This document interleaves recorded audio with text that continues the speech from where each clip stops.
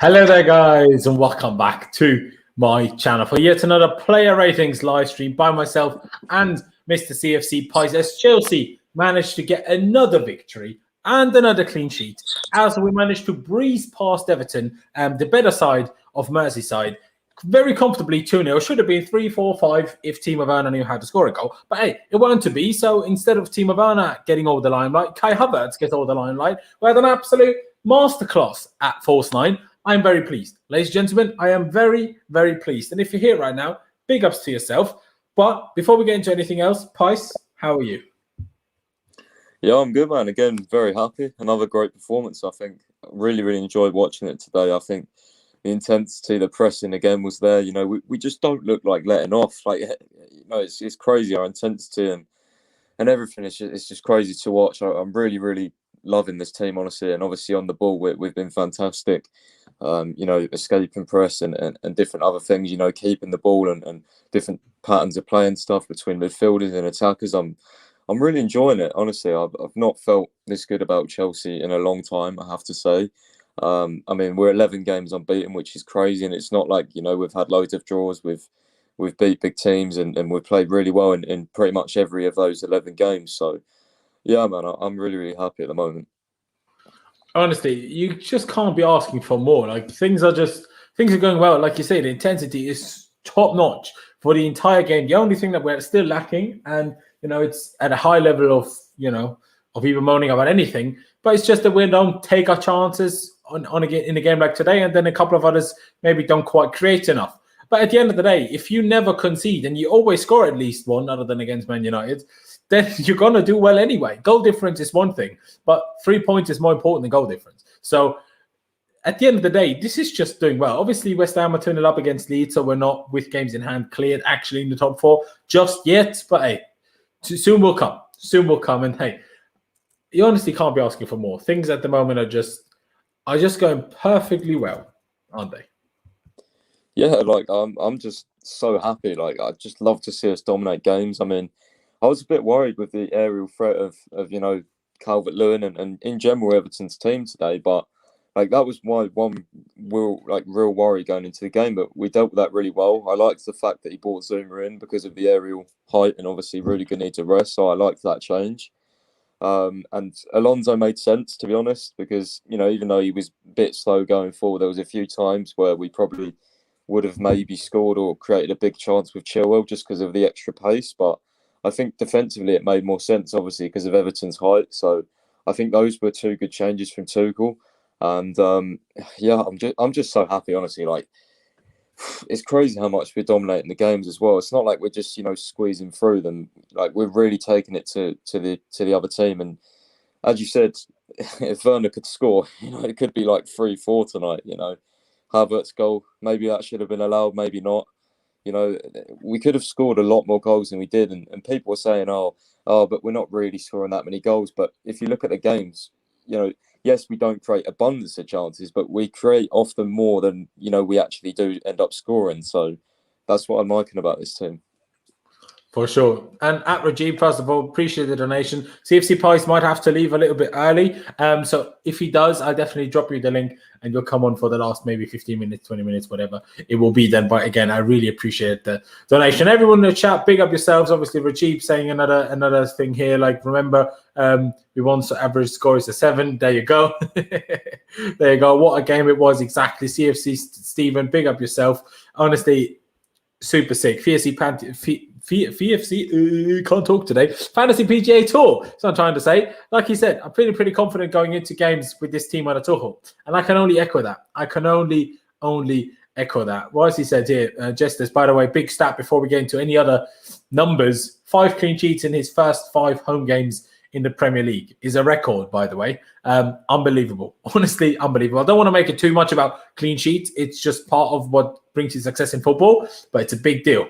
And compared to how we've been defensively at parts on the Lampard all of last season and then at parts this season, it's just very, very good and refreshing. It's just brilliant to see, honestly. For real, like, I think this is probably the best we've been defensively in probably since the Conte days. Would you agree? I mean, I know he kind of people say, "Oh, three at the back gives you extra protection," but like the level of our defending, no matter who we bring in, just seems to be like on point. And as I said, people were worried today with Alonso and Zouma, but I mean, judging by that performance, like what can you say? Like to down them, you really can't. They were both really good. So I mean, I like our depth. I really do. I think we can change things up, but you know, we've got this is the thing as well. We've got Thiago Silva on the bench, like he's not even played, and we've just been so good. Like Thiago Silva is one of the best centre backs in the world. Still, he's absolutely incredible. Like he's so good on and off the ball, and obviously defensively. So our defence is just crazy. Like honestly, I'm astonished. Like I'm so happy. Like even with the individuals, like you know the Zouma who can have mistakes, Christensen who, you know, people have doubted a lot of the time. Alonso, who obviously has not been very, very good for us over the course of, you know, maybe his Chelsea career. People expected a lot from him, but, you know, he has let us down numerous times. And to be honest, every defender has played as good as each other. Honestly, they've been superb. Exactly. I mean, as you can see on screen, the AC Penitentiary is just getting bigger and bigger and welcoming new inmates, you know, on the daily at this point. You know, Calvert-Lewin, Richarlison, that tackle on Richarlison in the first half to stop the counter-attack, honestly, orgasmic. Honestly, orgasmic. It's just so good to see. Kuds is back in the chat. Come on, my bro. Be generous to Jorginho. He was good. Bro, I'm always generous to Jorginho. If anyone on this whole platform is generous to Jorginho, it's probably me. So, you know, you don't have to worry about that one. Trust me. You don't have to worry about that one. But I can only echo everything that the Pies said. And I guess with that, let's start with the first player to rate. And I guess, as usual, we start with the goalkeeper, who, a little bit like Liverpool, had nothing to do because the opponent had one shot on target. They had a few more crosses to catch. But still, a very good performance. Maybe we shouldn't do ourselves so dirty like we did last time out, given the goalkeeper such a high rating. So maybe by the end we want to raise it. But shall we start with a 7.5? For Mendy, yeah, I think I'd say that's fair. I mean, he was really, really good actually today. I think especially from corners, he done really well. Obviously, we know that's one of his main attributes is you know how good he is from corners. So I think he did really, really well there. He saved a couple of shots. I think he saved one of the long shots as well. So, yeah, I mean, you can't really give him too high, I guess, because of you know how little we had to do. But that's testament to our defenders as well. So, I think a 7.5 would be not too much, but I think also that would be a decent rating. Yeah, and we can always change it if we want. Exactly. I think it's fair enough. Didn't we actually give him a 7.5 last time out already? No, I think it was 8.5, wasn't it? We gave him 8.5, but I think we ended up saying that was a little bit too high based on the others. But I mean, we was being really, really generous last time because Liverpool was crazy. So, like, fair enough. Like, yeah, exactly. I think 7.5 is fair. And then coming to the back three, I'm telling everybody right now, I'm dishing 10s out again today. Don't know what anyone has to say. I'm dishing 10s out again. Aspie ain't one of them, but he was still very good. I can't think of a moment where I'm like, I wish Aspie did better there. Maybe you can, and maybe someone in the chat can correct me. But I can't think of a single moment where that happened, where I thought, should have done better. So, what are we talking? 8, 8.5, 9? What do you reckon? Yeah, I would probably say 8.5. I think Aspie was very solid. As you said, I can't think of a moment where he got caught out or anything. Yeah, he's just so good in that right centre back role, and a lot of the thing people don't realise as well is the right centre back has to be also good going forward, very good on the ball because you know they do naturally attack the most. I think on that side, I think anyway, Aspie seems to be the one that steps forward the most, and he's very, very good on the ball. And not a lot of people talk about like his ball playing abilities, but I think he's very comfortable on the ball, and I think that plays a big part. Obviously, our whole back three is good on the ball. The only one you probably could say, like, you know, have any doubts about on the ball is Zouma. But today, I mean, wasn't smashing long balls up. You know, I guess Tuchel was saying, you know, this is our philosophy, it's the way we play short, quick passes. So, you know, Zouma was obviously really adapted to that. And I don't rate him on the ball as much as others, but he did quite well today. But yeah, for Aspie, I would say probably a solid 8.5 if we're going to be dishing out these ratings. And I think they deserve, to be fair. Exactly. And I mean, what Jester said, bro, if we do that, the stream will be about 20 minutes long and no one wants that. So let's not do that. Big up though, Jesters. I agree. Let's go with an 8.5. I think I think that's a fair rating. Like I said, didn't do anything wrong, so I'm gonna go with that one. And getting to Christensen, I'm getting to my 10s here again. I'll push it again. I don't think he did a single thing wrong. Man was robbed of an assist. But what chance was it by Alonso? If Alonso just had a little bit more pace than someone with a hip replacement, as someone said on Twitter, he'd have scored that one. As much as it was a great save from Pickford anyway, and I'm not criticizing Alonso because he was actually very good. And we will get to what you touched on earlier in terms of his selection. But I think Christensen was perfect again. If anyone has some stats that almost ended broadcast here, almost clicked the wrong button. But if anyone has some stats, for the players in particular, Christensen right now, put it in the chat right now. But honestly, 9.5 at least, if not 10. What do you reckon, Pies? I think we've got to push 10s there. I think he was outstanding. And honestly, as you mentioned, the AC Hive is rolling. Honestly, every week we get a new attacker, even two sometimes. He's been pocketing everyone. He was just so good on and off the ball. I mean, you're asking for stats. I've got up Andreas Christensen made more ball recoveries, 7 than any other player on the pitch in the first half. So obviously that's to do with the first half. He was very, very good. And the second half, he was immaculate as well. I even saw lots of rival fans tweeting about Christensen, and that just shows how far he come. People never ever even when Christensen would come in the team under other managers and play 1 or 2 games, no one would mention it because I don't know why. It's just, for me, he's never been a player that's got the praise that he does deserve. More stats for you. 2 tackles, 2 aerial duels run out of 3 contested, 7 loose ball recoveries, 1 shot blocked. He was everywhere. He was superb today. So I'm saying 9.5 or 10. I'll leave it up to you. You know what? Let's push to 10 because also, like Jester said here, that Richarlison stop off the counter by Christensen, that's worth as much as a goal. That is worth as much as a goal. And it was a huge moment because if Richarlison goes through there, I back him to score. So, do you know what I mean? As a centre-back, to have a key pass, 2 key passes, I think, unbelievable. 94%. Aerials, 2. Aerials, he won 1. Key passes, he had 2. Whichever. Let's go with the 10. And like I said, it's a huge chance for Richarlison if he doesn't stop it. And he did stop it. Zouma, to the next guy, it's an interesting one. Obviously, he should have basically destroyed his knee, but apparently he's cyborg and just kept playing after everyone thought it would have to be stretched off. So great that he's not injured, first of all. I hope he's not and didn't just play through it. Obviously, like Billy Gilmore did when he did his knee in away at Palace last year. But I don't know. Should we rate him same as Aspie? I reckon it would be fair. Maybe 1 lower, 8. I'm not saying he was necessarily so much worse than Aspie, but I feel like less confidence and calmness is what exudes off him, and that stresses me a bit more.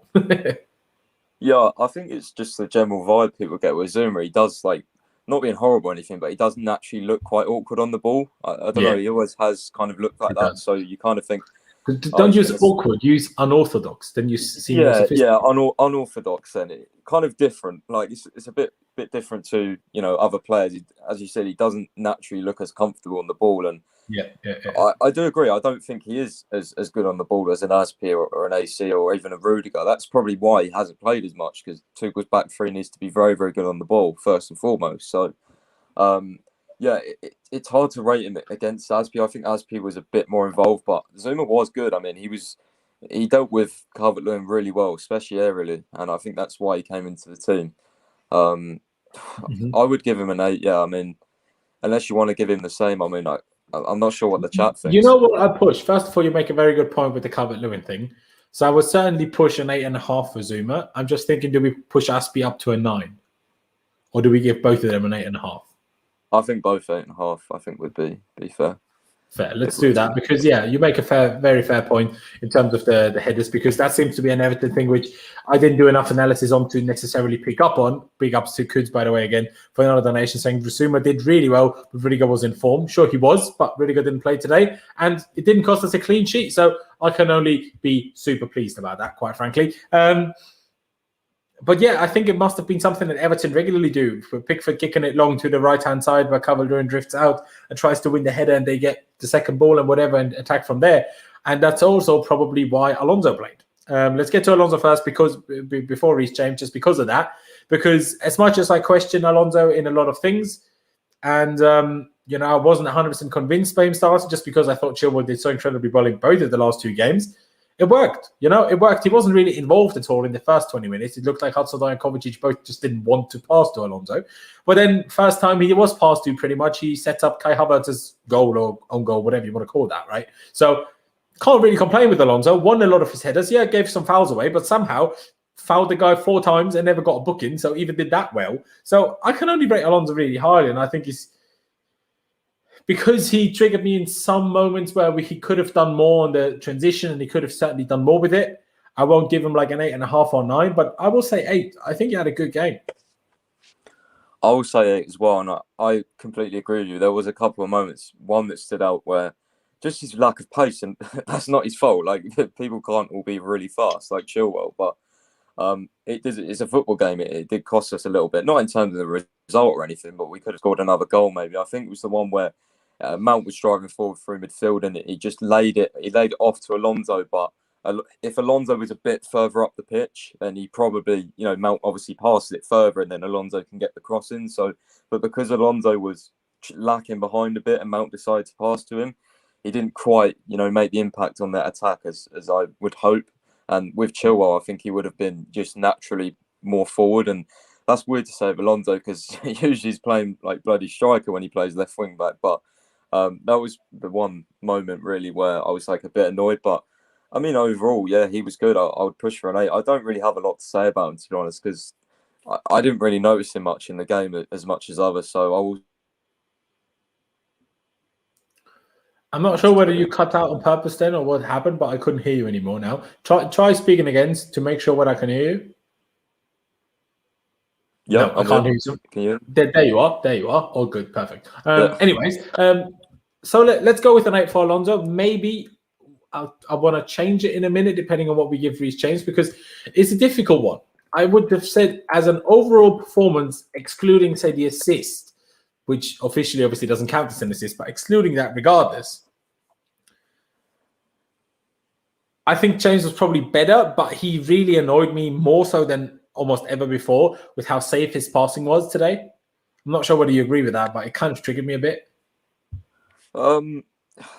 Yeah, it's a difficult one. I think, I just guess the one thing we're noticing more with Reece now is he's not putting as many crosses in, obviously, because we don't really cross as much. So I think we're noticing more, like on ball abilities, like short play and stuff. But I think he did quite a good job. It's just, can I rate him as highly as the others? I don't think so.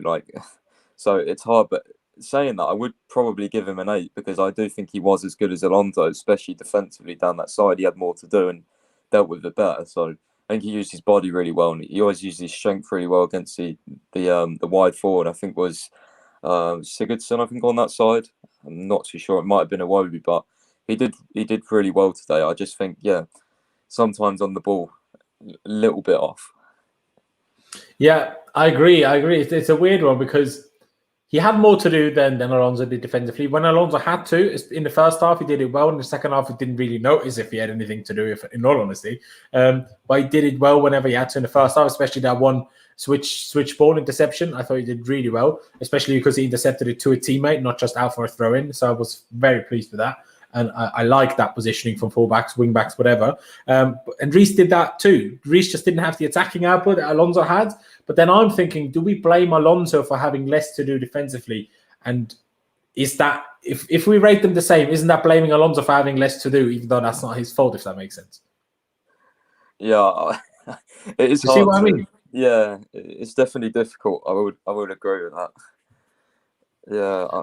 So do we give them both an 8? Alonso an 8.5, Reece a 7.5? I think the one thing that I would mention, just touching on it, I did forget to mention this, but Reece had something like six dribbles completed or something. So I think we should bump him up just based on that, because that is a really, really good stat there from tonight. I think we have to for that. That is true. I'm not sure what Liam is talking about. Are you saying they officially gave it to Havertz, or or you're saying it should be Havertz's goal. I don't know. Let's give them both an 8. We can adjust it later on if we do feel the need to do so, I guess. Let's just go with that for a second. And then I guess we get to the midfielders. So the double pivot. Let's start with the more defensive one. Now let's go with Kovacic first because he's first in the line. Kovacic was an interesting one because I saw someone here saying, what was it? Kovacic 6.5, which I thought was very hard. It's very harsh. I thought him and Jorginho did incredibly well together again. He dribbled his way out of things when he had to. Their passing together was beautiful. Kovacic's pass to Havertz to win a penalty was amazing. I think maybe Jorginho was the touch better than Kovacic today, just in terms of overall influence on the match, and also played the full 90, although should I hold that against Kovacic? Probably not. But still, I still think he deserves at least an 8. I would probably say an 8 for Kovacic. Maybe 8 and then plus half for the pass to Havertz, so 8.5.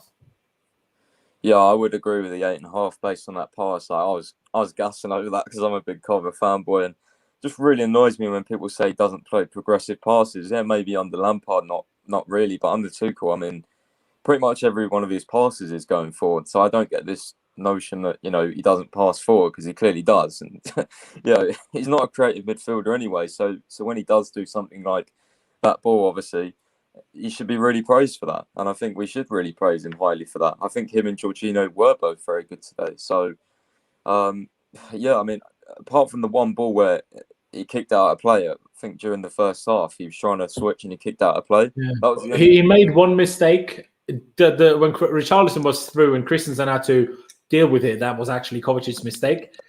So I guess because that was such a bad mistake, you could probably maybe peg it down back to the 8. I don't know. But I think overall he had a good game. Were you thinking, maybe did you forget about that mistake? Would that bring it down for an 8 for you, or stick with the 8.5? No, I didn't. I just, it could have led to something, but it didn't. So, like, for me, those ones aren't, he made a mistake, but nothing really came of it. So I don't think too deeply into that.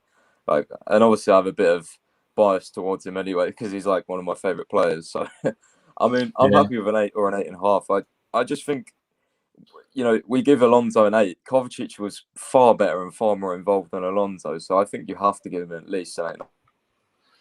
That is true. And you can't even say Alonso had more of an assist than Kovacic did, because they had equal amount if you think about it. But Jorginho, for me, I'm not sure if you agree, but for me was that touch better. So I would give Yusuf by the way. Cheers for tuning in again, as always, of course. I would give Jorginho an 9, like Melinda would. I would go with that. What would you say? Yeah, I mean, to be fair, I do think he was a touch better than Kovacic, especially receiving the ball tonight. He was really, really good and getting out of the tight spaces. I know Kovacic can do that, but he didn't. He just didn't have those situations as much as Jorginho tonight. When Mendy had the ball, he was playing it to Jorginho, and then Calvert-Lewin and Richarlison were really pressing him, and he got out of those tight situations, which, if he didn't get out of it, he won a foul. So, he's just really, really smart player. Like, honestly, really, really smart player. And I do love this pivot, honestly. I think, obviously, with the 3 at the back behind it, it protects it a little bit more than a 4 at the back, because we have seen, Jovic get exposed a little bit off the ball and a 4 at the back before. But sorry, I just have to interrupt you, because that comment just made me laugh so much. Someone said Werner was dreadful, giving him a 2 out of 10. And that is the best diss I've ever had. Do you even have a TV? Oh, that's brilliant. People are really losing patience with Werner, man. Honestly, I'm just because we won, I'm just kind of chill about it. But I was for me, I just have no confidence when he goes for a goal anymore. So I don't get angry. As long as we're winning, I don't get angry. I'm like, come on, Werner. But if he misses, I'm like, oh well, next time. You know what I mean? It's kind of like that with me with Werner, but. Yeah, I totally see that. It's a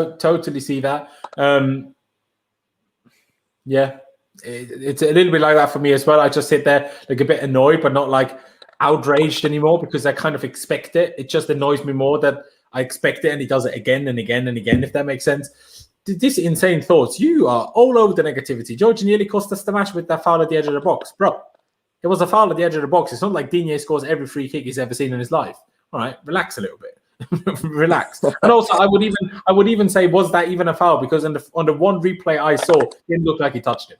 But and Richarlison is not exactly known for staying up. staying on his feet all the time now, is he? But regardless, even if it was a foul, even if it wasn't, I don't really care. Guys, first and foremost, be sure to subscribe. That'd be massively appreciated. Road to 10K is well and truly happening, so make sure you get involved. Smash the like button, and of course, check out CFCPys over on Twitter. His link is down in the description. But yeah, we're talking about Jorginho, talking about Kovacic.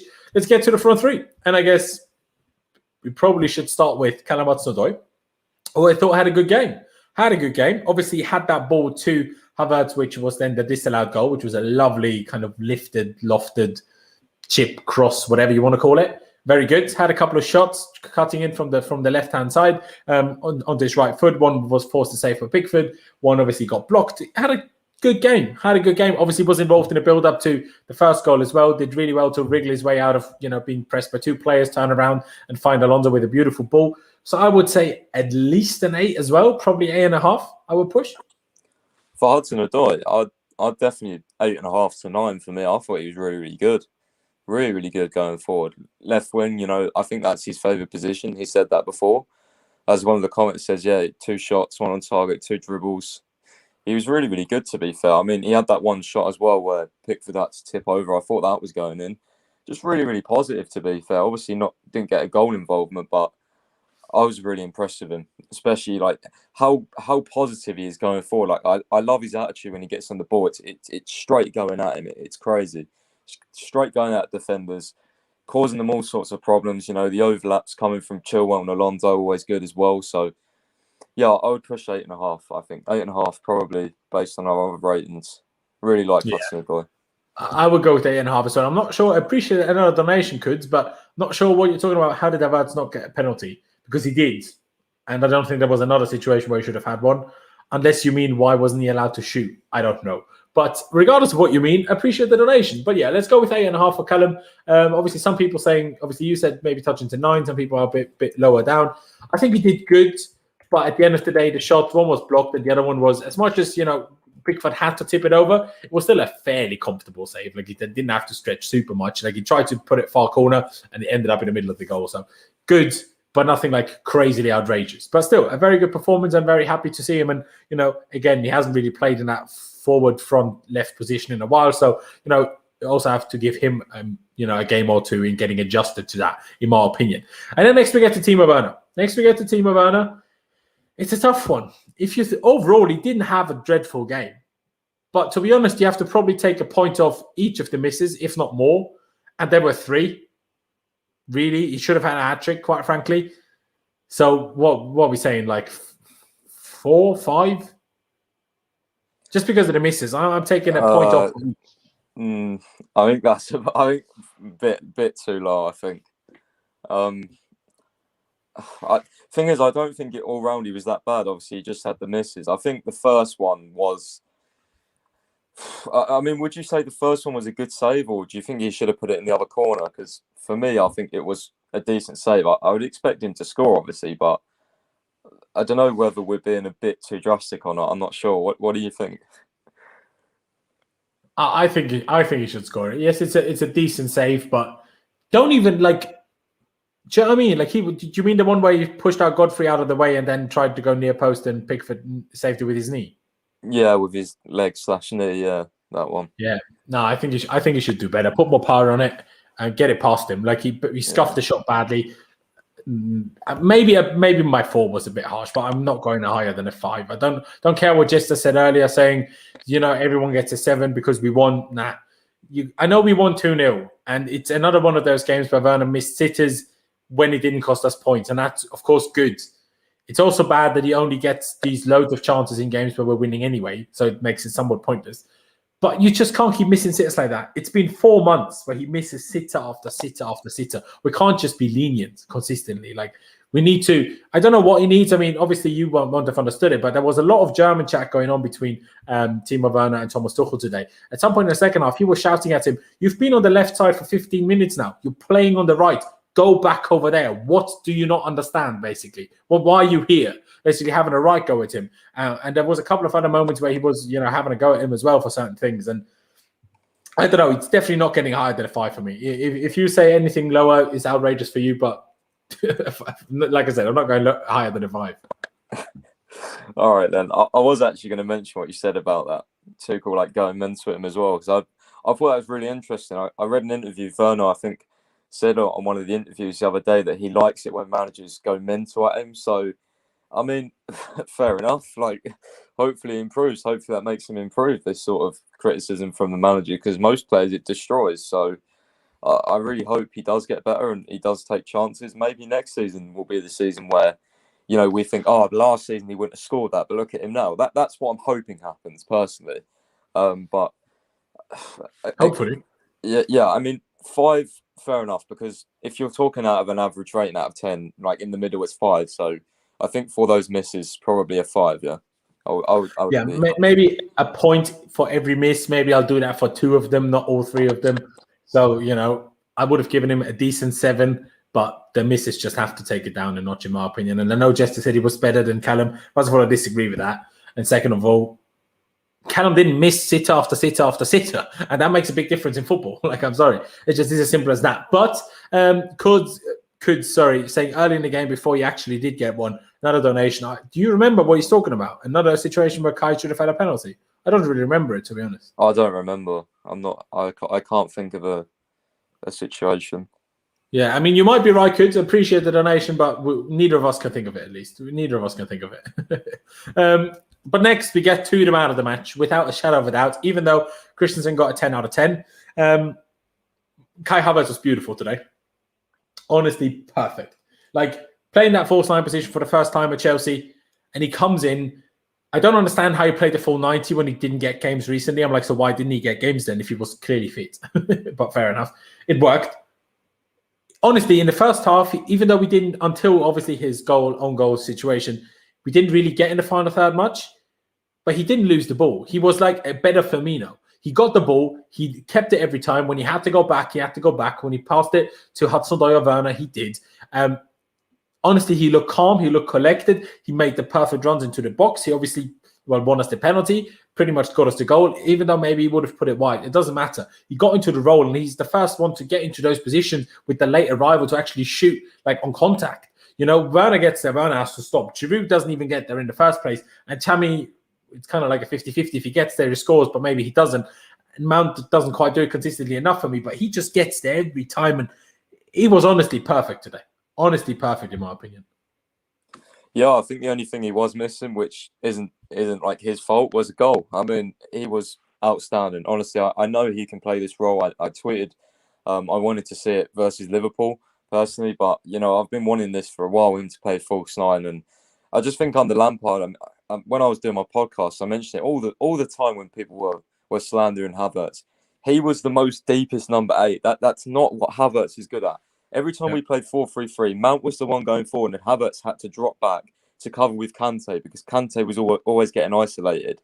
And it never made any sense, because Mount is better defensively than Havertz. Havertz should be the one constantly trying to attack the box and trying to do things going forward, because that's what he's good at. He's good at getting in the box. He's good at scoring goals. He's good at link-up play. And, for that, obviously, goal he got disallowed with a handball, you see... Yeah, we'll talk about that, yeah. The ball came in, and he used his height in his body. Whether it came off his arm or not is besides the point. He put himself in there and he used his height to his advantage, which is another big thing when you're playing false 9 and you're in the box. A lot of time for Leverkusen, he scored a lot of headers. He's really, really tall and off the ball, very, very fast. A constant pressing. Like, he was very, very good. I would give him a 9.5, and if he got the goal, I think it would be a 10. No. I'm pushing it to the 10 anyway. Fair enough. We're all gonna be nice. I'm pushing it 10 anyway. Because, I don't know. I know what you're saying. He didn't get the goal. Yeah, I mean, depending on VAR, we'll talk about that in literally a second. Maybe that's not his fault and did everything right. And at the end of the day, he got there and he made sure that the defender slided into his own net. At the end of the day, I don't care. If you make sure that happens, if Timo Werner did that every time he misses a chance, he shot it at a defender and they score an own goal, I'm fairly happy. I'm completely happy with that. So, I'm not taking any complaints. Won the penalty as well, which we needed, because for once, finally, we killed the game, at least to the 2-0, where it was more comfortable by the end. And honestly, like I said, to me, it's a 10. And I want to talk about the penalty one, because I think it's the correct decision, not the penalty, the disallowed goal. I think it's a correct decision personally, because a ball doesn't work like a goal, an arm doesn't work like a goalpost. If the ball hits you, and even if the middle of the ball is here, a part of the ball will still touch you here. That is still handball then. So even if this sleeve rule still applies, although I thought it got changed since the Liverpool game, I thought it got changed, and I thought that's not anymore a thing now. I don't know. But even if it is, I'm still confident that he probably touched him here as well. So I don't think we should be too harsh on VAR. Like I said, the Werner one, debatable. Obviously, Bein, I didn't actually watch the clip, but Bein apparently said it wasn't offside. Fine. I still think Liverpool should have had a penalty for the Kante one, and I still think Manchester United should have had a penalty for the Hudson-Odoi one. So I wouldn't be too harsh. Would I've loved it? But I don't think Kai will be like, if you get man of the match, if you play that well, I don't think it matters confidence-wise whether the goal counts as his or whether it was a non-goal. I don't think it matters. So I think he did everything right. I think, like you said, to get there, use his body, use his height, use his pace. There was this one moment where I think Reece was waiting, or Callum was waiting for him to make the run, and Callum then slightly overhit the pass, but somehow Havertz just put on the burners and got there anyway, and put in actually a decent little cross into the box. Obviously, it was defended and cleared, but still, honestly, I think it was pretty much perfect. I think it was pretty much perfect. Yeah, in terms of like VAR and all that, I mean, I said last stream, I just hate talking about it because I just don't think it's consistent. Like, we can debate all on what we would have given and whether we thought was right today, but you just know, like, maybe even, next week, a similar thing will happen and someone will score and the goal will be allowed. And, it's just, VAR is so inconsistent. I like the concept of it, but I don't understand the rules anymore, what they give, what they don't give, because they change it all the time. For me, it looked like, from one angle, it looked like he touched his hand, but then on the other angle, it looked like it was more his chest, like the top of his chest.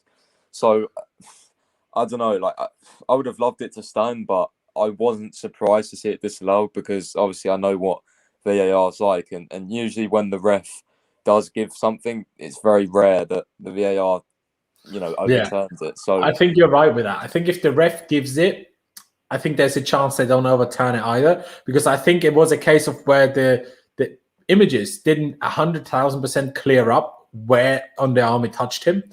But I think judging by just logic, it makes sense that he had to have used his arm too much, because it hits him on the chest inside here and the goal is over there and he takes it to the goal. So if he didn't touch his arm as well, how can the ball move there?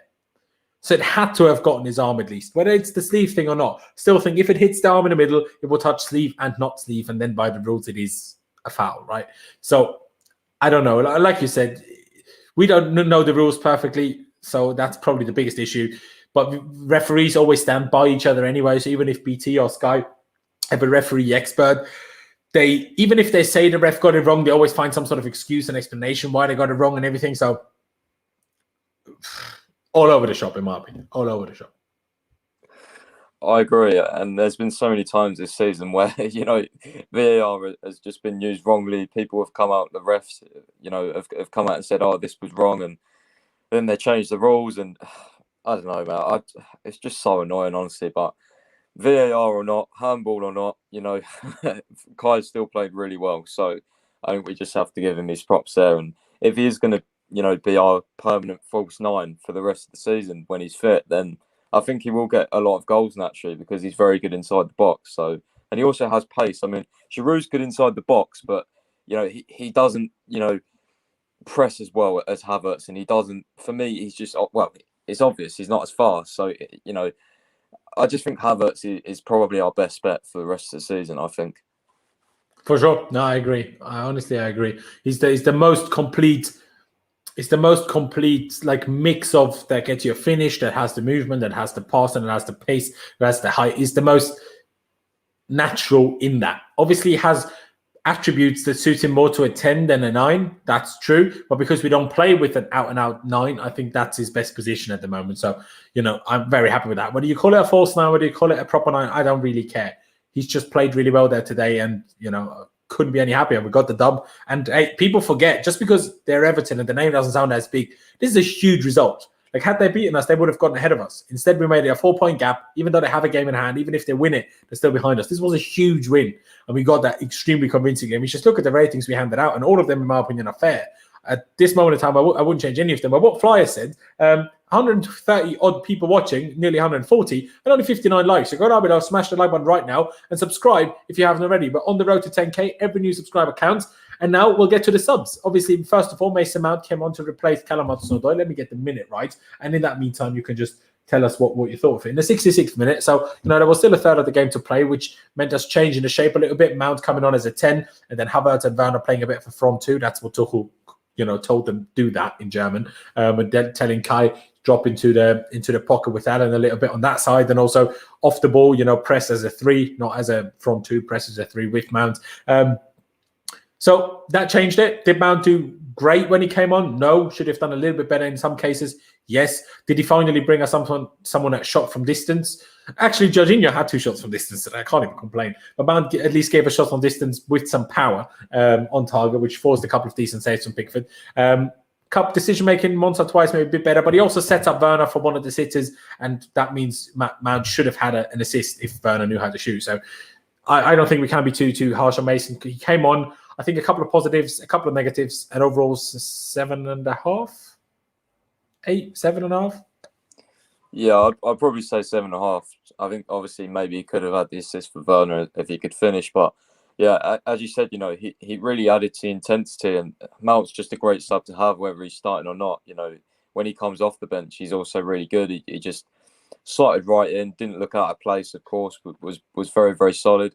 Had a good shot from distance, and yeah, just really added to the team performance today. I think it was a really, really good team performance. First off, sometimes individuals steal the show, and other players in the team aren't as good, but I think everyone all round was really good today. So I think I'd give Mount a 7.5. Yeah. There you go. I think that's fair. Flyer said he missed the discussion about Werner. I mean, my overall rating for him probably would have been a 7, but I took at least 2 points off for the finishing. That's how rating works. I can't just say, oh, he was good overall, but he missed, so I'm still going to give him a high rating. It don't work like that. Not if you're a forward. Say, if Christensen misses a sitter, but is perfect defensively, that still allows me to give him a 9, 10 rating, but not for a forward, for a striker, right? It's different. But hey, we all have our opinions, and that's the fun of it. But yeah, 7.5 for Mason Mount. Then following Golo Kante, who of course came on for Kovacic in the 80th minute. Only 12 minutes, 30 minutes, 40 minutes, whatever it was on the pitch. So difficult to judge, but I'd say a 7, probably less obvious that he came on and was involved than Mount was, I thought, but still good, if that makes sense. Yeah, he nearly scored as well, didn't he? Pickford made that. He did. Very, I forgot. Yeah. One of the Werner Pickford made a very good save. I think that was definitely going in. Obviously. Yeah, for sure. Decent shot by Kante. It's a weird one though, because I think he went super safe with that shot. Super safe. Just risk it a bit more, put it a bit higher, and Pickford can't save it. Kante usually does that though, doesn't he? When he shoots, he always drills it low. If you see a lot of his goals for us, they're always drilled low across the floor. Yeah, he never really. Yeah, he does. But this one was heading for the middle though, so it wasn't like the corner. No, yeah, but it wasn't like like a proper top bins kind of shot like either. So no, it's true. It's kind of his usual shooting technique. You didn't want it to fall to him or probably Jorginho, even Kovacic. You don't trust in scoring. That's the problem. None of our midfielders you trust for that ball to fall to, and that's who these balls fall to. So it's a bit of an issue, I guess. But hey, at the end of the day, we won, so I'm not going to complain too much. But would you say a 7 for Kante is fair? I probably would, just based on I think Mount made a bit more of an impact on the ball, and obviously he played more minutes, so I would probably give Kante a 7. Yeah. There you go. Let's do that. I think that is more than just fair. And then we get to Christian Pulisic. I think we should probably mention that whole situation that happened there. I mean, someone even asked us to talk about it. So let's see what that was. Because obviously Christian Pulisic was meant to come on for Kai Havertz. Havertz already walked off. And then someone was going on and they were telling him, no, come back on. And then play continued. And then Werner came off. Didn't really understand why that happened or how that happened. And Pulisic, kind of unfortunate, would have played a minute more. But hey, at the end of the day, all he did when he came on was try to put the ball around the guy one side, run around him the other side, but instead he fell over. So can't really give him that high of a rating, but he was also only on for like 3 minutes. So I think rather than giving him low ratings for falling over, let's just give him an NA. Shall we do that? Yeah, I mean, he was hardly on. Again, just touching on Pulisic, I think he's going through a bit of a hard time at the moment. Obviously, not playing much, but and when he does come on, he's not really doing much. His confidence isn't there. Obviously, he's suffered with quite a few injuries, but I think he'll get there. I'm still a big fan of Pulisic. I still think he can be a very, very good player for us. We've seen it before, and I'm not giving up on Pulisic because that would mean I would have to give up on Havertz. You know, they're two very, very good talents, and we've seen, you know, last season what Pulisic can do for us. So I'm not giving up on him. He's just going through a hard time, and I'm sure he'll bounce back.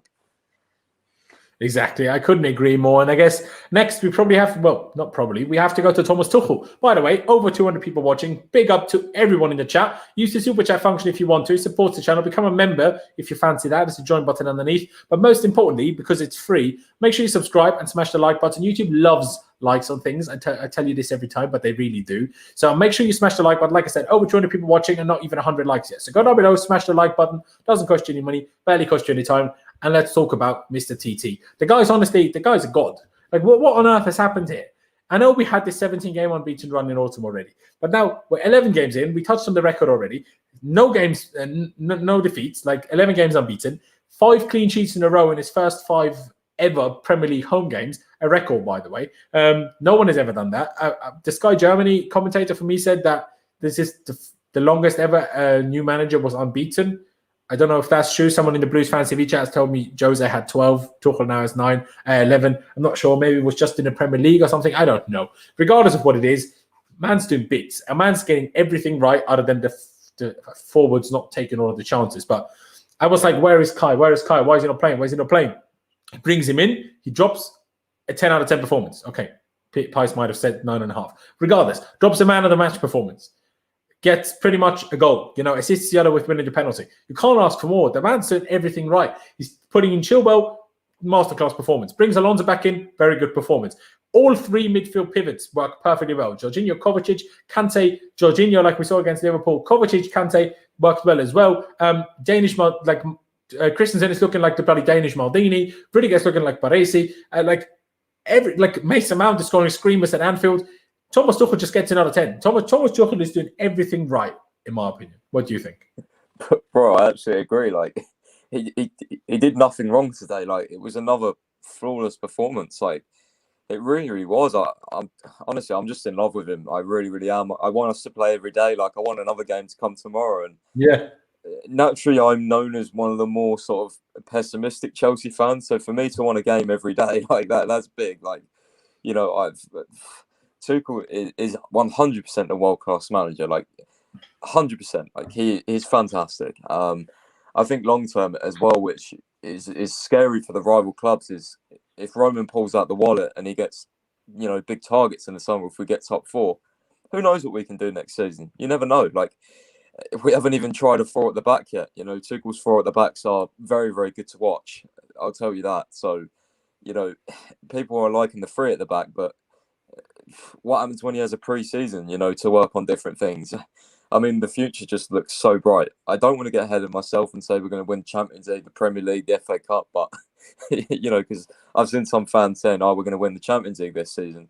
I still don't think we have the squad to match up against, you know, a PSG or a Bayern or someone like that, you know, with Mbappe and Neymar and different things. But I think the future does look really bright. I think our squad is good. What more can you say? It's just positive all round, and today was another flawless performance. And as you mentioned, the first Premier League manager to keep 5 clean sheets in his first 5 games ever in history. Like, do you know how many managers there's been in this league? Like, that is a record holder. It's fantastic. So 10 for me, 100%. I couldn't agree more, honestly. Like, he's just doing everything right, and you could even argue he did even more right because he didn't start Diaz today. Because you know that I was particularly happy with him in either of the last 2 performances. Obviously, Flyers has made a comment here which makes it sound very harsh on Frank. But at the end of the day, you can't even... I'm not sure about the friend part, and to be honest, even about the captain part, because when you hear everything that went on, didn't talk to players, you know, didn't give instructions, that doesn't sound like a captain to me either, to be honest. I know one thing, JT wouldn't not talk to people for like a few months. So I guess there's different captains, but what you see a difference between what's happening on the Tuchel and what's happening on the Frank. And I don't think the players are trying to have a go, but whenever they're interviewed and asked about Tuchel, they just all praise him. They say, we know what we're doing. We will only get better. This is all sick. He's like Chris James said, he's funny. He works hard. He has everything planned out. He knows what's going to happen. He knows what he's doing. When he gets something wrong, he admits the mistake. He still talks about that he regrets his own decisions during the Southampton draw where we dropped points. Like, he couldn't do anything better other than not start Ziyech in the last 2 games. But even that, maybe against United we could have won in a different circumstance. But Ziyech even had the biggest chance, so who knows? But we won at Anfield and we're just winning. Like, obviously, Man City, even though they dropped points yesterday, obviously crazy, unexpected, in my opinion, defeat to Man United. 12 points ahead, I guess, not totally impossible. Tuchel's treble-winning Blues are back. Who knows? But hey, second is on. Second is well and truly on. Third, fourth, I don't care really whether we come second, third, or fourth. I just want to get top 4, and we're making damn sure of that. And I'm very confident that we're going to see this out against Atletico as well. And it's just exciting times.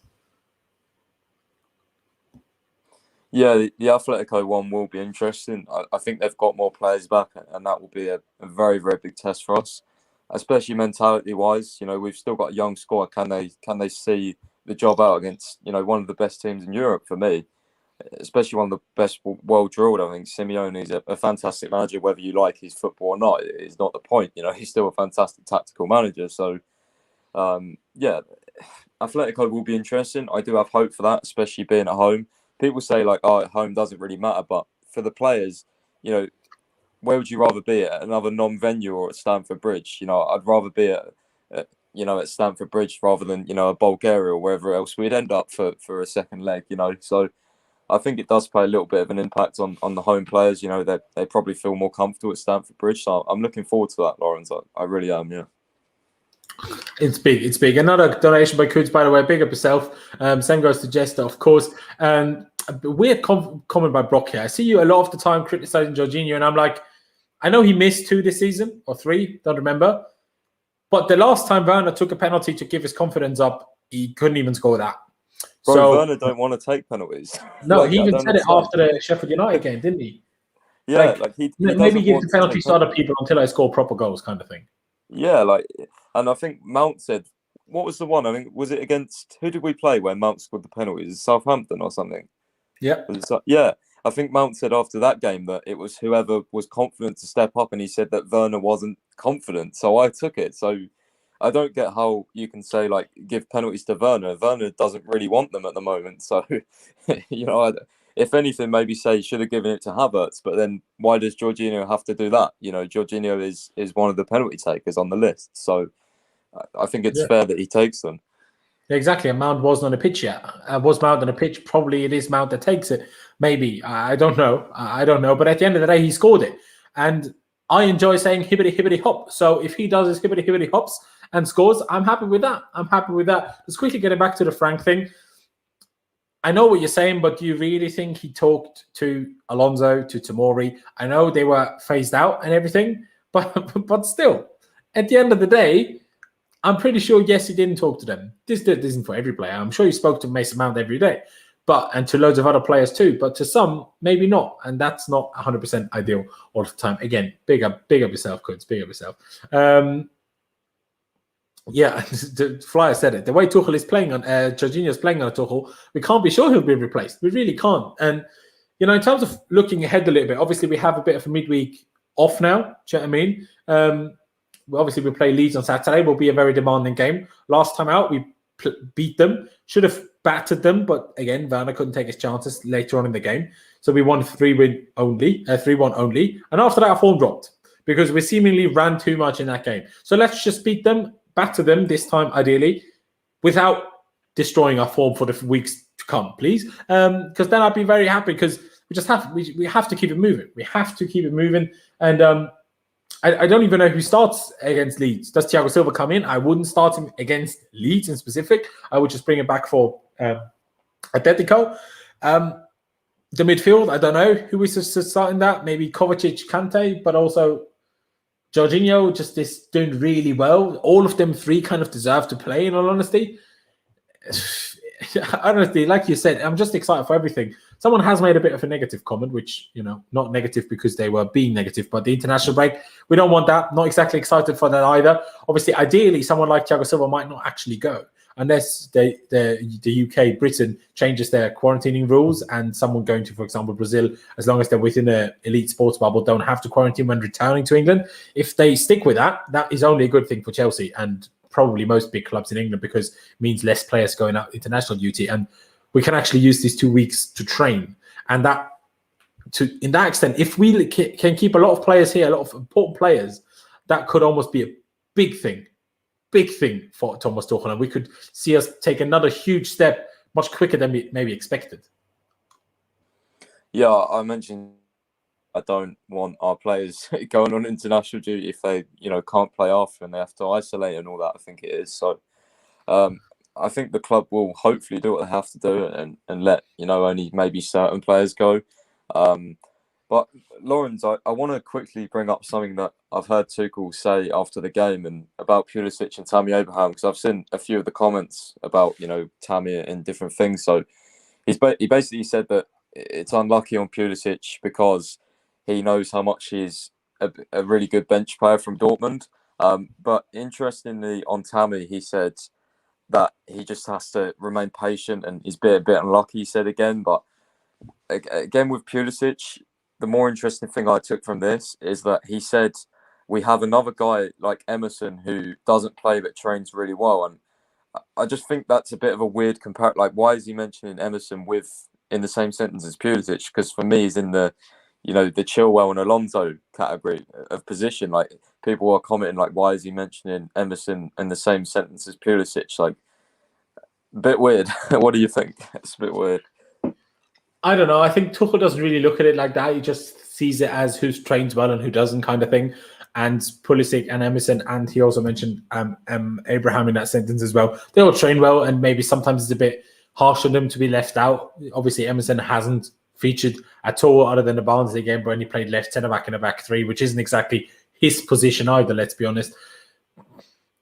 I don't know. I don't know what to make of it with Pulisic. I thought that already one of the first interviews Tuchel gave, he was like, yeah, I know how good Pulisic is off the bench. I'm like, are you just going to use him as a bench player? But even then, I don't think he gives him enough time. If that's his plan, like if your plan is to bring him off the bench, bring him on the hour 65th, the latest. Don't bring him on for 10 minutes or like 3 today. Like, that's a pointless statement to make today. Like, against Liverpool, he obviously got half an hour. Then it's a fair point. I think he brings us a lot off the bench. But if you bring him for literally injury time, it's pointless. Like, don't be waffling to me about, it brings us so much off the bench when it's for injury time. Like, don't be talking like that. But at the end of the day, hey, if we keep winning, of course I have my favourites in the team, but if we keep winning and playing well, why do I have to complain about the team that plays? I don't. If the team keeps winning, he's picking the right people. I'm not sat here to judge training, and I'm not sat here to judge, if Pulisic would play, maybe we'd have won 3-0. Who's to say that? I don't know. Of course, if we win or drop points or don't play well, like against Man United, we can make arguments maybe someone else should have played when someone has a real stinker. But if the team overall is playing well and we're getting results, I don't think we should worry too much. And it's the same with Tammy. I don't know why he's being left out. I don't know if it means he will leave. I don't know what it means. But if that meant Giroud starts every game, then I wouldn't be happy about it, because I don't think that's fair on Tammy. But if someone like Kai plays up front, that's a completely different type of player, and then it's fair enough. If he then prefers Giroud on the bench, I think Giroud's better for the bench than Tammy, to be honest. So, do you know what I mean? Yeah, I think you explained it all really well there. And I just think with Pulisic, as I mentioned before, I do think he will come into the team, maybe in the future. Maybe he doesn't, maybe he does stay as a bench player this season. But I think, obviously, as you mentioned, our attackers are on form. Like, so why do you have to have this loyalty to Pulisic? Like, I like Pulisic, but I think everyone's saying like he should start. Like, I think obviously Mount is probably nailed on, and the others are, I'd rather have Hudson-Odoi than Pulisic on the wing if he's not playing wing back. So yeah. I think the only time I can argue like with people is, and against Tuchel, is like if he played Ziyech over Pulisic. Like, personally, I prefer Pulisic to Ziyech. Like, just personally, I do. I think he suits the team better in the way we play with the runs in behind and stuff and the pace. So I mean, it's interesting. It is interesting, but as you said, as long as we're winning, who cares at the end of the day? The 3 points are all that matters. And I'm sure, obviously, on a personal level, he's not happy, but I'm sure he's happy that the team's winning because he seems like that sort of guy. He doesn't seem like a selfish player. No, he really doesn't. He really doesn't. And yeah, I mean, I completely agree. Someone after I obviously touched on Leeds quickly said, obviously, yeah, good reminder. Jorginho is suspended against Atletico. So if Tuchel finds a way of making Jorginho, even with his lack of pace, work against Leeds, who of course play with a lot of intensity and pace, if he can make that work. I think Jorginho played when we beat them 3-1 on the Lampard, did he? I can't remember, actually. I feel like he did. Whether he did or not, if Tuchel can make it work, and I'm confident he can, then yeah, Jorginho probably has to start because he can't start against Atletico, and the same goes for Mount. But it's a tough one, really. It's a tough one, isn't it? Because we have so many players in form at the moment. With the front three, it's more like who is a little bit more in form because none of them are like super smashing it in terms of getting goals week in, week out. Like, I don't know, Harry Kane or whatever. But all the others, like the fullbacks, both wingbacks, like all four wingbacks have had really good games. All defenders have had really good games, with Zouma having a good game today. I mean, all the midfield, like 3 CMs, Kante, Jorginho, Kovacic have all done really well. Mount has been a player of the season and done really well on the Tuchel as well. You can't, do you know what I mean? Like, it's super tough, and I'm happy. I don't have to make these decisions. Although, if I got paid a couple million, I'd probably be happy to make those decisions as well. So, but honestly, we're just living life at the moment, and yeah, maybe we're getting ahead of ourselves again. We already were at that point at some point this season, but I don't care. Let me be happy. For the time being, I'm happy. And the point you mentioned there, we was at that point with Lampard. We was top at one point, but Lampard is a rookie. There was never any, confirmation or backup to suggest that we was going to continue that run. With Tuchel, he's an experienced world-class manager that has delivered at Dortmund and has delivered at PSG. So he has a lot of experience, and he's just generally the better tactical manager. Like, it's not up for debate, So yeah, I do feel more positive about us continuing this than I would do under Lampard, just because obviously we have the world-class manager for us now. Like, we don't have a rookie, someone new, who's still trying to learn on the job. So I think that's why I still feel more confident. So yeah, I'm looking forward to Leeds. Leeds will play a high line, so I will be interested. I wouldn't be surprised to see Werner up top like Liverpool with those balls in over the top. Wouldn't be surprised to see that. But again, Havertz' performance today. Maybe Werner just goes to the left, and maybe we try and play the balls over to the left side and get Werner behind, and then play Havertz as a false nine. And maybe it's Werner, Havertz, Mount. I think will probably be the front three. Yeah, I guess it will come into it depending on what he wants to do against Atletico. Does he want to start Havertz against Atletico this time? If he goes with Giroud again, then I'd probably agree for Leeds. If he wants to do Havertz against Atletico, I would say don't maybe overplay Kai after just coming back and starting to play a bit more. But that's the last thing we're going to discuss today. And I do excuse the super loud noise. I'm not sure how loud it is for you guys, but for me, it's quite loud. Helicopter in the background. Even though it's nighttime, helicopter decides to land on the hospital across the road. So what can I do? Any which way, another donation. Big up yourself, Kuds. And by the way, if you want to message me how I actually pronounce your name, happily do so. But saying, what's both of your views of Ruben Loftus-Cheek so far? I won't lie. I haven't watched that many Fulham games. I look at some stats, who scored, whatever, like ratings. But regardless of what he's done at Fulham, he's my favourite player in the Chelsea squad. That's, even including loanies, right? Just actual squad probably really shames Mason Mount, but in terms of full squad, he's my favourite player. And he has been, like, I've watched Ruben. First time I watched Ruben, he was in the other under 18s, but he was 16 years old. That was the first time I watched him play. I was like, bro, he's real. He's like for real. And obviously the back injuries and back spasms and whatever have hampered him drastically. Then the Achilles injury happened. 18-19 Ruben Loftus-Cheek was our second best player behind Eden Hazard when fit. And that is crazy. Like, and not saying he was close to Hazard, but I'm saying there was quite a distance between him and the next best that whole season when Ruben was fit. He was so unbelievably good. The man is, 6'4" or something, and can dribble like his bloody, I don't know, Kovacic. Like, it's crazy. Obviously, some slightly different style, but the pace he's got, the strength he's got, he can score, he can assist, he can control it, he can control play, and he's learning that more and more and more. I did a bit of Palace, doing a bit more of that again at Fulham now. he's just such a complete player. And if we keep playing a back three, I wouldn't even hate Ruben, say, next to Jorginho, next to a DM we signed, next to Kante. I don't know. I'm not saying this is what we will do. I'm just saying I wouldn't hate it. And I'm a big fan of Ruben. But hey, all of your thoughts, Pice. I'm not sure. Are you one of those Ruben haters? I don't know. Ruben can't finish, bro. He scored a hat trick for us. Are you mad? Did you see that goal against Brighton? That he scored the curler. Are you mad? Ruben can't finish.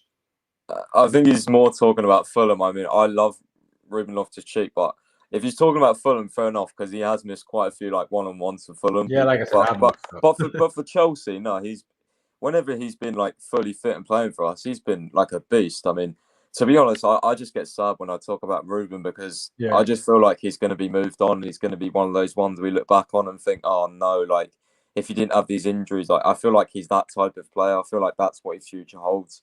I hope not, but that's what I'm seeing, around. So I just get sad when I talk about Ruben. Like really, I love him so much, like the character and the player.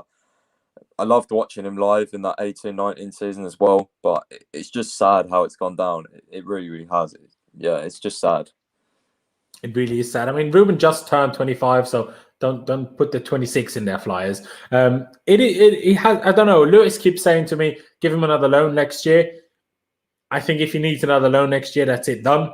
He needs to come in for pre-season and hopefully can impress Tuchel, and Tuchel decides to keep him, and Tuchel will find a way to play him. Obviously, a lot of it is left for speculation. We don't know what formation will Tuchel want to keep playing on a consistent basis. Does it include 3 proper midfielders or 2? If we only have 2, it makes it more difficult for Ruben, makes it more difficult for any of the midfielders, including someone like Conor Gallagher, Ethan Ampadu, whatever. Does he want to play a back 3? Does he want to play whatever? So all of these things will influence things drastically. And like I said, Ruben is one of those where, for me, heart beats mind. Like, I don't care about objectivity. I'll go to subjectivity, and I'm very honest in admitting that I do that. I don't care. Ruben, everyone has this one guy where they're like, I don't really care if they play badly or something's going wrong. I want them to succeed. And I keep tweeting, I keep posting Insta stories everywhere. I'm like, until Ruben doesn't, like, as long as Ruben doesn't give up, I won't give up on him either. And I do still hope for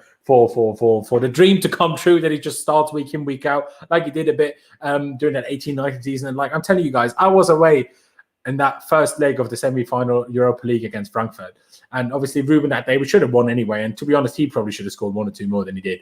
But that chant going around there, Lewis and Bullock, and like Ruben was so high up in the fans. Like, obviously we still love him, but like he was one of these first players that we started singing about week in, week out at the time. That's how good he was. Obviously Hazard, yeah, but Hazard is Hazard. Don't compare him to Hazard, but Ruben is different. Like for me anyway. I know I've rambled on a bit there, but Ruben just a bit of got a special place in my heart.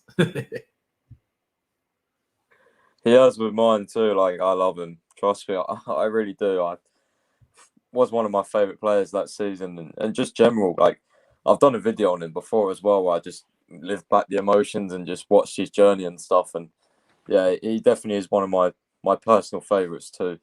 I would agree with you there.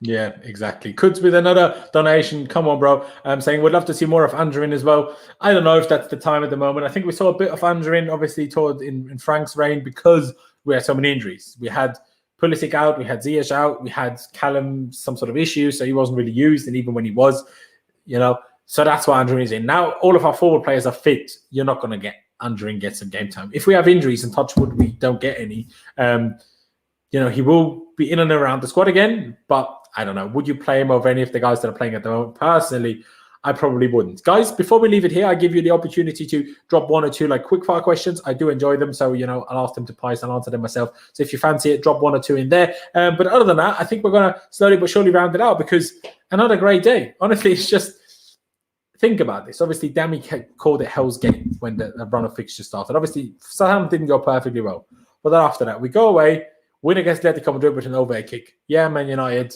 slightly disappointing, but regardless, didn't lose. Still, I mean, Man City couldn't do that against them, so I'll take it.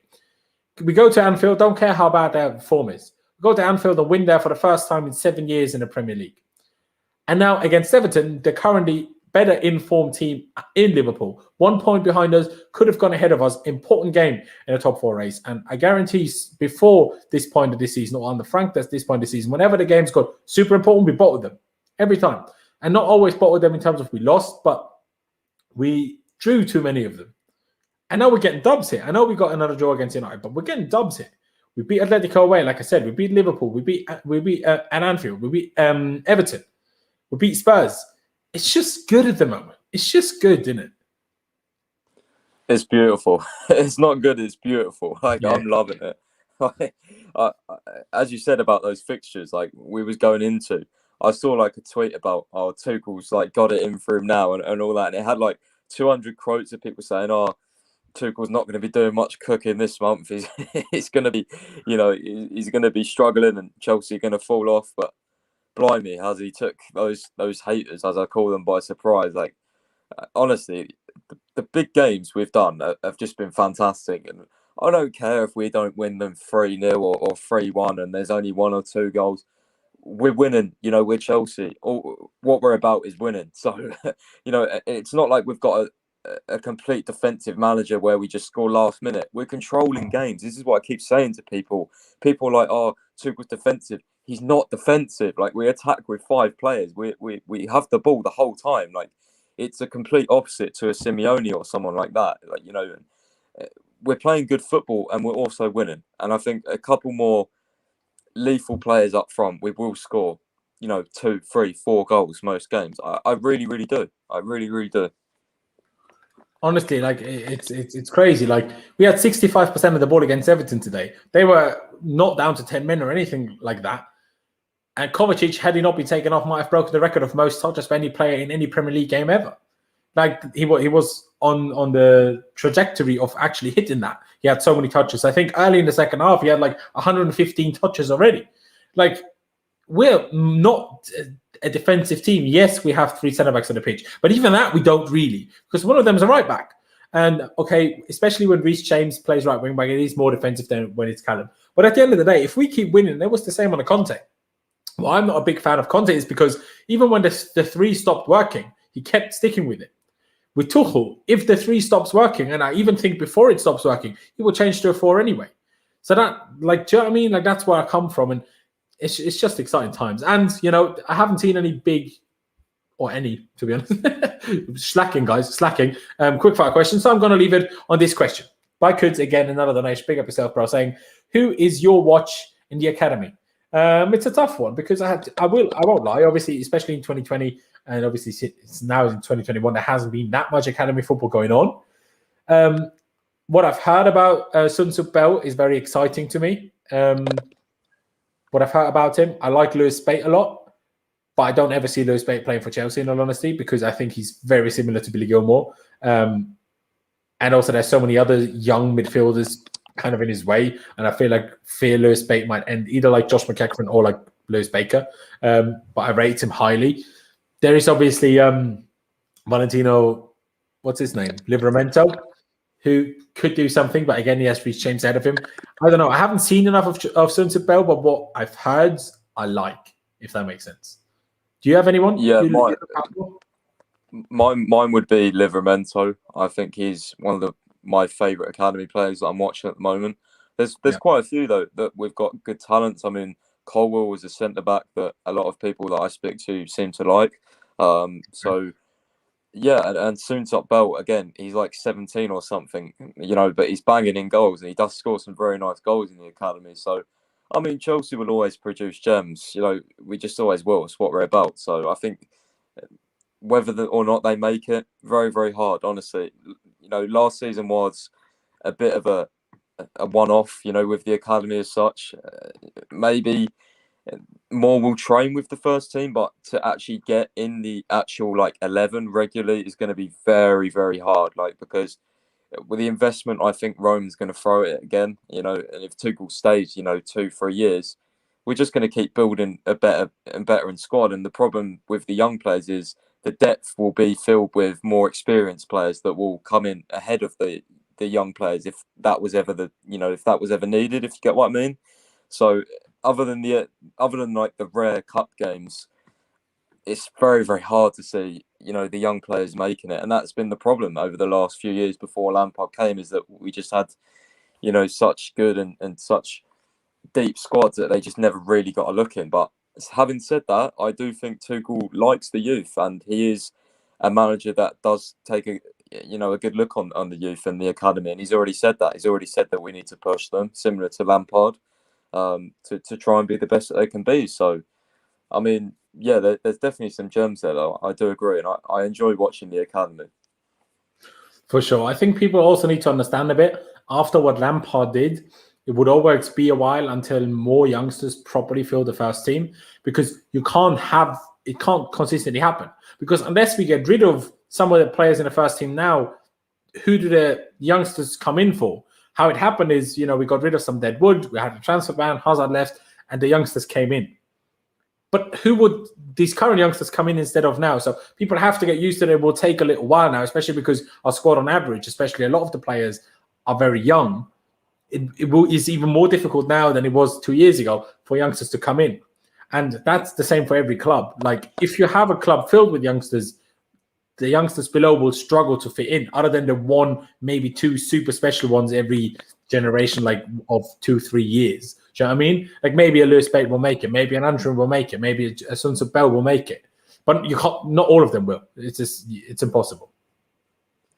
And also, like, what I want to touch on as well, just thinking about our current squad and what we're going to do going forward is, people, and I'm hearing as well, that we want to sign another midfielder in the summer. So like a DM. So, I mean, what does that mean for Billy Gilmour if we're going to be playing, a pivot, which is what I expect Tuchel to do? We would have Jorginho, we would have Kante, we would have Kovacic, because I don't think any of those are going to leave. I really don't. So I think Gilmour will probably go out on loan, and God knows what happens from there. Like, maybe we should have sent him out on loan now, thinking about it.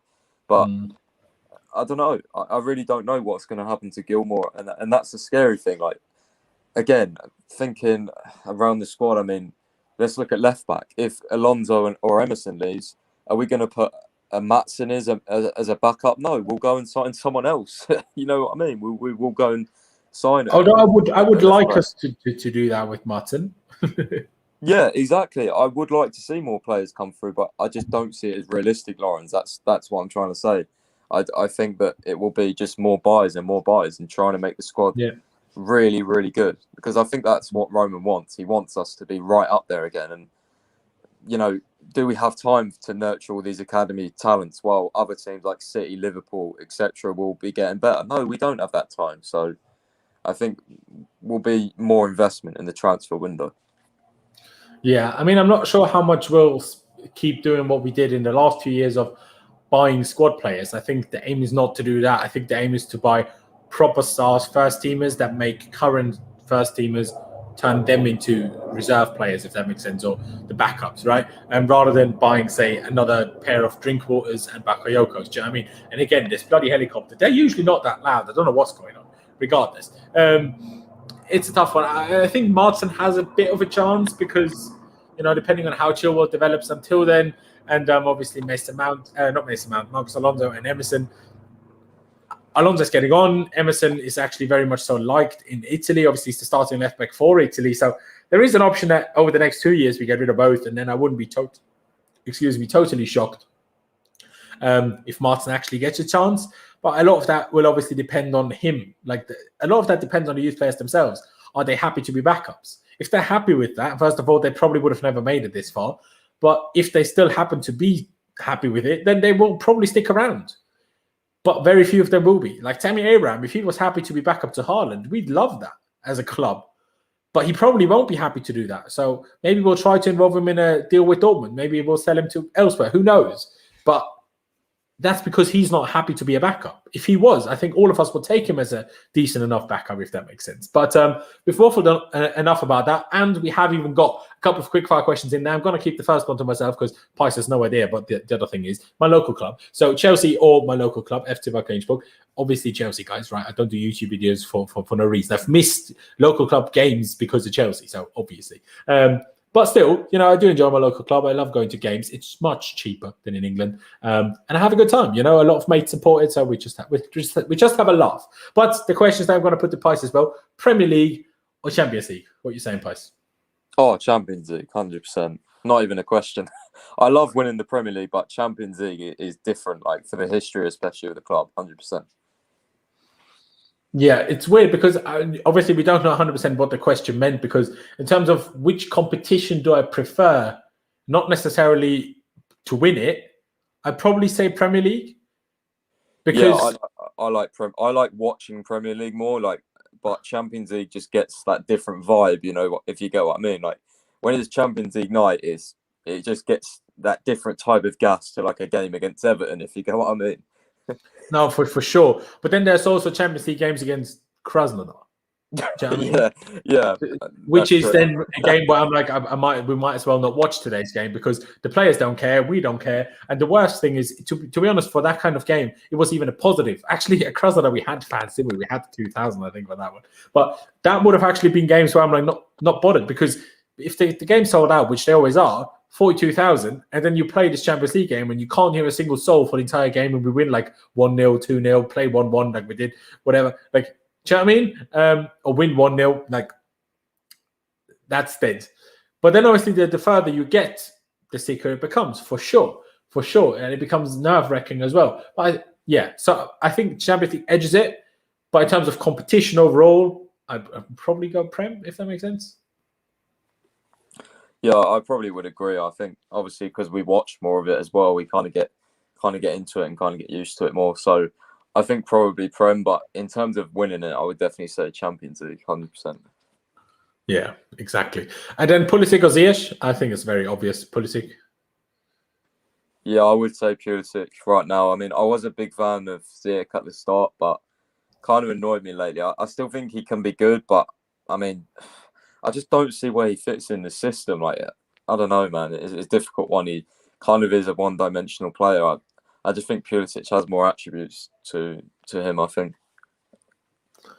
Yeah, I agree. And this doesn't mean that I don't rate Ziyech, by the way. It just means that I think a lot more of Pulisic, and part of that is the age. Pulisic is 22, is he? 23. Ziyech is 28, like nearly. So just by that in itself, you have to pick Pulisic, if that makes sense. But the last one, 3-4-2-1 or 4-3-3. For me, it is a very obvious 4-3-3. My favorite actual formation. Not necessarily best suited to Chelsea, I will say, to our squad.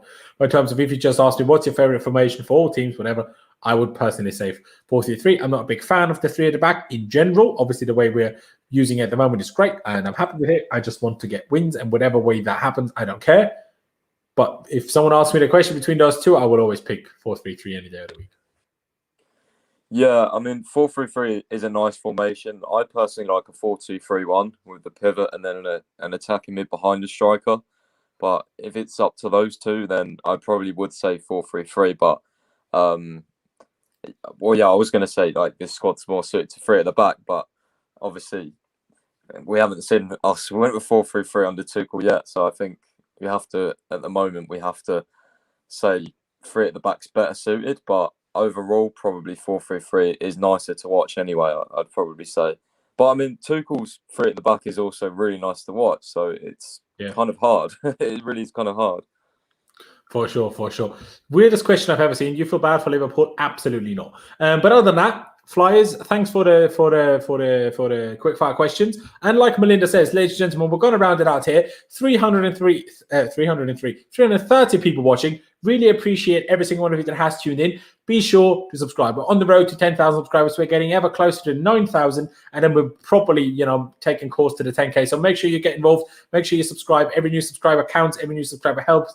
If that's you, massively appreciate it. Just click that little button, hit the notification bell as well to make sure you never miss any of my future streams. Make sure you smash the like button as well. How many likes are we on? Like 122. So let's get to 150 right now. Come on, we have 330 people watching. Let's get to 150 likes right now. Just go down below, smash the little like button, make it turn from grey to blue, because blue is the color. So click it, turns blue. I promise. It's not a lie. Click it, turns blue, and then we get as many likes as possible. Do that. That'd be massively appreciated. Big shout out to CFCPys for coming on again, my partner in crime, for these player rating live streams. Massively enjoy his company on these, of course, and obviously check him out on Twitter.